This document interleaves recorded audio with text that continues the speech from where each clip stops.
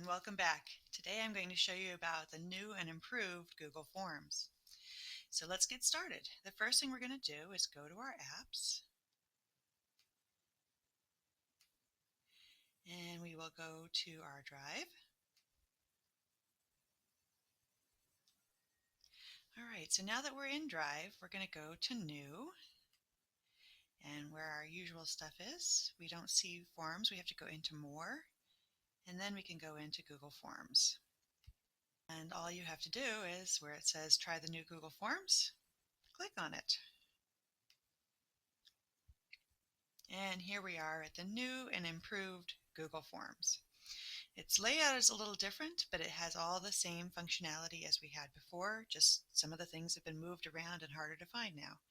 So the first thing we want to do is name our form, and I'm going to call it Example.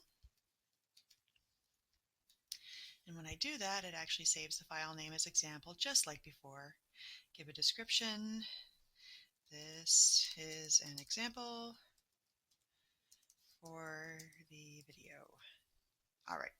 So now I have my instructions, I have the name of my form, some of the new features that are here. You may remember that at the top of the page we used to be able to choose how to sign in and if the kids' username and passwords were collected, and we don't see that now. In order to do that, we have to go into this fun little gear. So let's go there now. So I want anyone in my school to be able to respond. I do want to make sure I grab their username, and I think I only want them to turn it in one time. I don't want them to be able to go back into the form and answer more than once. And once they've turned it in, it's going to give a message, your response has been recorded. I'll even put thank you at the end of that. And I don't want them to submit another response. I don't want them to edit their response. If I was giving a formative assessment and I wanted them to see what their peers were saying, I could see summary of responses, but I'm going to leave that one alone. The progress bar is necessary if you're going to have a long quiz. And I don't use shuffle question order because I like to put the first to second question to be the student's name so that when it's in a spreadsheet, I can go and sort them by name. So I don't use those particularly myself. Press save. All right. The other option here, before we really get into the best of it, is we're going to go to the new color palette where we can choose different colors depending on your mood, or we can have some real fun and go to images. And these are quite impressive if you ask me.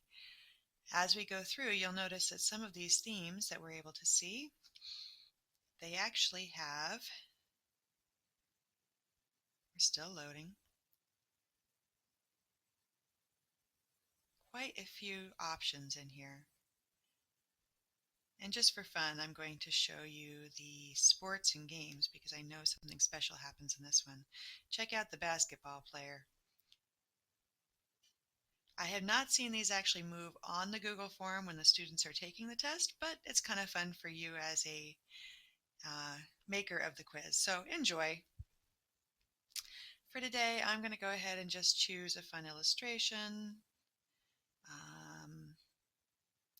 We're going to go with a beachy scene because I feel like summer. Press select. And there you go. I have my color palette. I'll let you play with those other options and see what you like. All right, so here I am with my questions. I have the title of my form. I have the instructions for my form.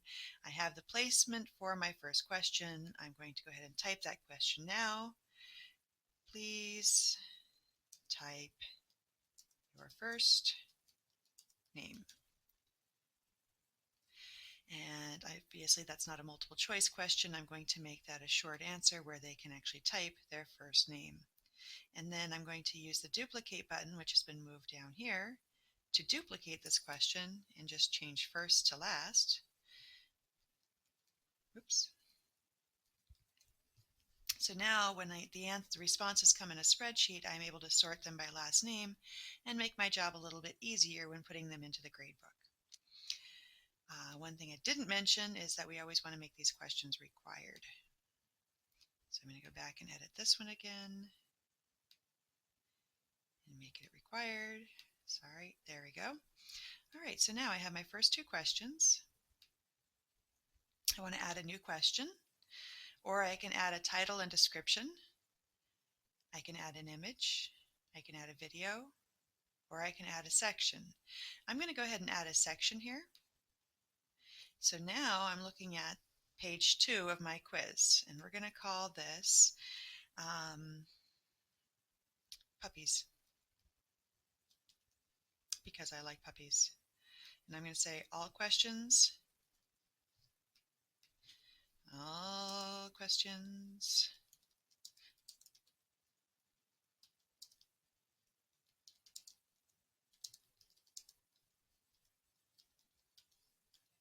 All right, so now anything that I ask on this page, I'm going to make sure to ask about puppies. The second reason that I add sections is to inhibit cheating. As students finish each page, the pages disappear from view, and if they're taking tests on a computer next to other students, it'll be harder for them to see other answers from other students around them. So it just kind of helps to keep things honest.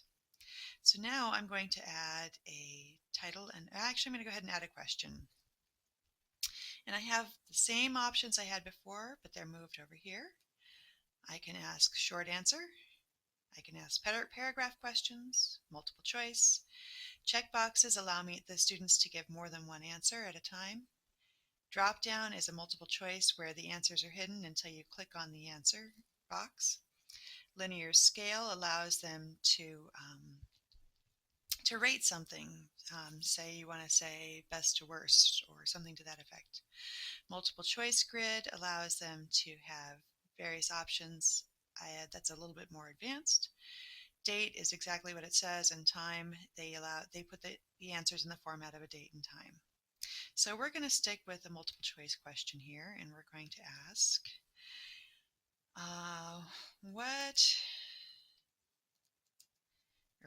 which of the animals below belong to the group puppies?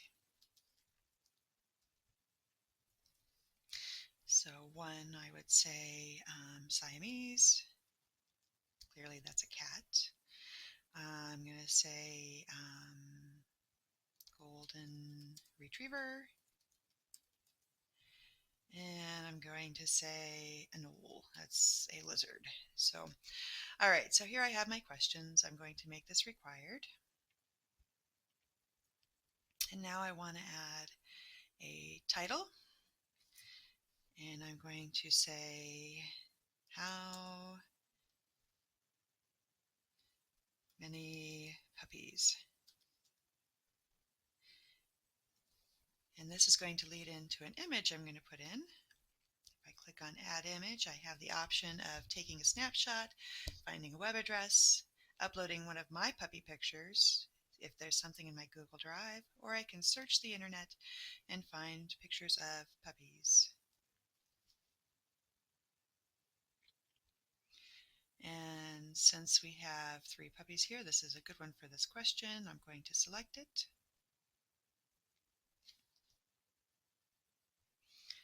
And I'm going to center it. And then I can go and ask a question about it. How many puppies are in the picture?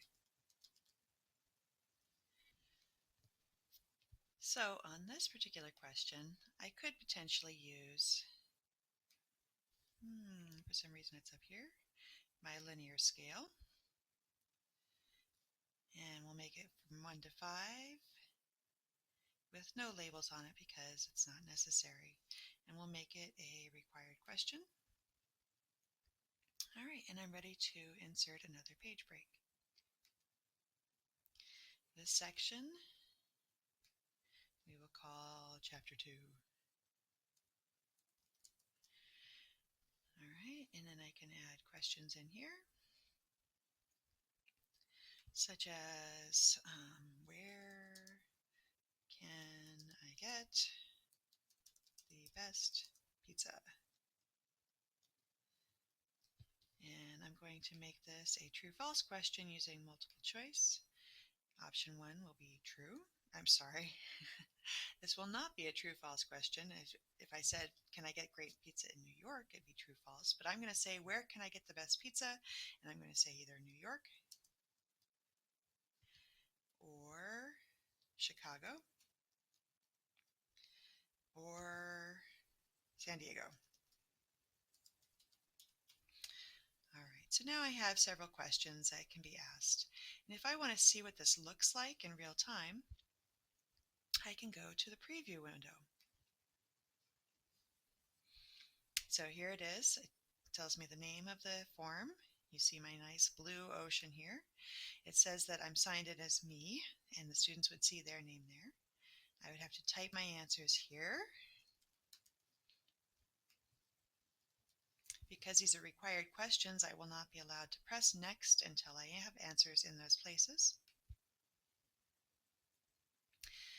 All right, so here I am on page 2, which, as you can see, we called puppies. All the questions on this page are about puppies. Which of the animals below belong to the group puppies? And of course, that would be the golden retriever. How many puppies? How many puppies are in the picture? I'm going to say 3. And now I can go on to the last section. Where can I get the best pizza? I'm going to say New York. All right, the students, because I did not automatically say they could have a copy of their responses, they get a choice. This is an option that can't be taken out, but it is defaulted to no. So they can get their responses, but you don't have to give them to them without them trying. Anyway, so I press submit, and now my form is turned in. I'm going to go back to our editing form by closing the tab. And here I can see the responses that have been put in. So this is kind of nice. Any text answers are going to come out looking like this. They'll be listed one below the other. As students fill out the form, you can get a quick view of how many students answer different questions. So this is great for formative assessment. If you see that 45% of the class got the right answer, you know that you may want to revisit the topic.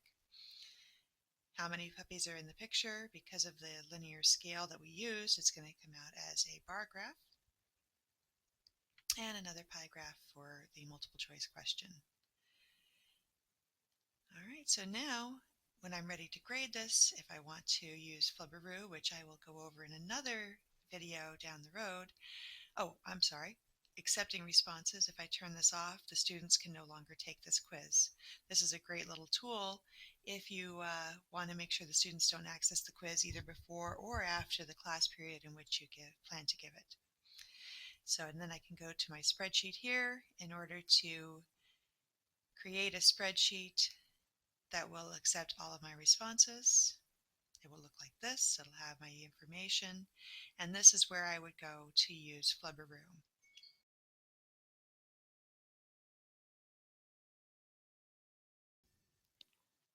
Okay, so now I've had a few more students take my quiz, and I want to see what it looks like. First, I can go to my responses. And as you can see, all the names are listed out, and it has them alternately colored so it's easy to see who's who. These are just the first names. These are the last names.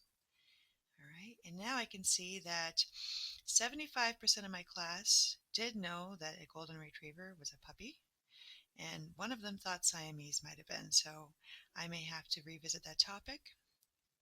And I know from the list up here that 4 people took the test, so one of them must have been confused. It looks like we were split here about how many puppies were in the picture. And clearly somebody doesn't know that New York has the best pizza. So this is really nice. I've used this before with yearbook surveys or with student council elections. It's a great way to quick get results on those kind of things from a lot of students. So if we go to our responses, you see now that I have several more responses here. And now I'm ready to actually go through and grade this page. To do that, I'm going to use something called Flubberoo, which is an add-on. So I'm going to go up to my add-ons. And I've already installed Flubberoo. If Flubberoo is not already here, I would go to Get Add-ons, and I would select Flubberoo. I'll just show you where that is real quick. And it's only going to show you add-ons that work for Sheets while you're in Sheets. So it should almost be up here. There it is, nice and big. There's our Flubberoo. And all I have to do is click on Get, is what you would see here. It says Manage for me because I already have this particular add-on in my Sheets. So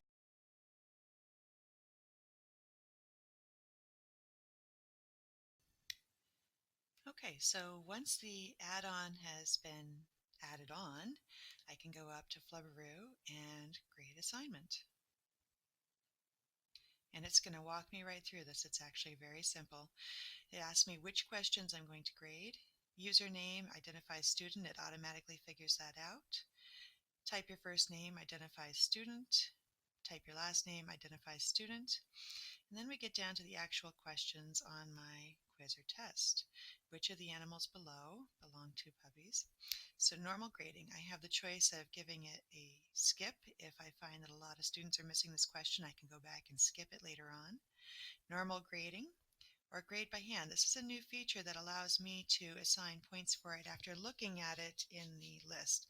I'm going to go ahead and do grade by hand now to show you this option. And we're going to make it worth 1 point. And how many puppies are in the picture, we're going to leave as normal grading for 1 point. And where can I get the best pizza, we're going to leave as normal grading for 1 point. The grade by hand feature is great if you're going to be giving a longer answer question, such as a paragraph question. So we hit continue. And now it wants to know which of these is the right answer. And I know that the first time I took it, I put in the right answer. So I'm going to say that's my key that I want to use. Hit continue. Obviously, I could scroll down and find my answer key in there.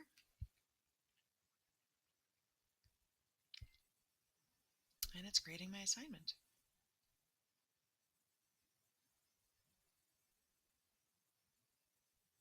All right, so now I have my assignment graded for me. You'll see that it's orange here. That means that students missed this question and it's one I may want to revisit. So which of the animals belong to the group? This one isn't graded. I can grade it by hand. So if I actually go to the student submissions down over here, I see that this one was a golden retriever. So I'm going to go and say, I'm sorry, that Billy said golden retriever, which was the right answer. I go back to grades, and I'm going to give Billy a 1 because he got it right. Susie, I'm going to say that Susie, coming back down here, Susie said it was Siamese, so she's going to miss that question. So I'm going to say 0 for Susie because she got it wrong. And I noticed that Jazzy was right, so I'm going to go ahead and give him a 1 right now. Enter. So now I know that I can see the students' scores. It automatically calculated, as you may have seen. I'll take this one back out and make it a 0. And you see that Jazzy's score was adjusted accordingly. So if you had a paragraph answer that you wanted to read through, you could go back to the student submissions, read through it, and offer the grades accordingly.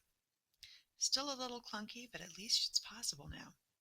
And then once I'm done, I can actually go up to the add-ons again, Flubberoo, and I can share grades. There's a few more options here as well. All right, it's asked where I'm going to send it, and it automatically collected the username, so that's great. Share via email is the default, which that's a good way to go. Or you can do it through Google Drive, or you can do it through both email and Google Drive. You can decide whether or not you want to give the answer key, and you can give a message to the student saying, I hope you appreciate your results. Make sure you study for all assessments. And that would be a message that would go to all students from me when I send it out. And I hit continue.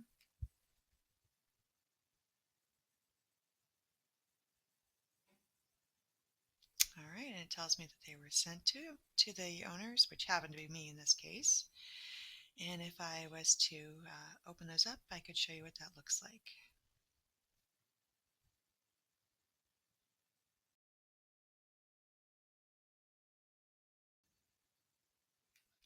Okay, so as promised, I will show you what the grades look like. Here's what I would see as a teacher. This gets emailed to me for the assessment I sent out. So you can see the name of the assignment, number of grades that were emailed, number of grades that were given, average score on the test, and that I did not give an answer key. As a student, I would see something more like this. I had this emailed to the students. And as you can see, even though I didn't send the answer key, the student can see that they got 0 out of 1 points for this particular question. The red means it was marked wrong by Flubberoo, and the green means it was marked right by Flubberoo. So now, at the top, it tells me my actual grade. So it's very simple to understand exactly how you did as a student on this particular assessment. So I hope this is helpful, and I look forward to seeing you in the next video. Thank you.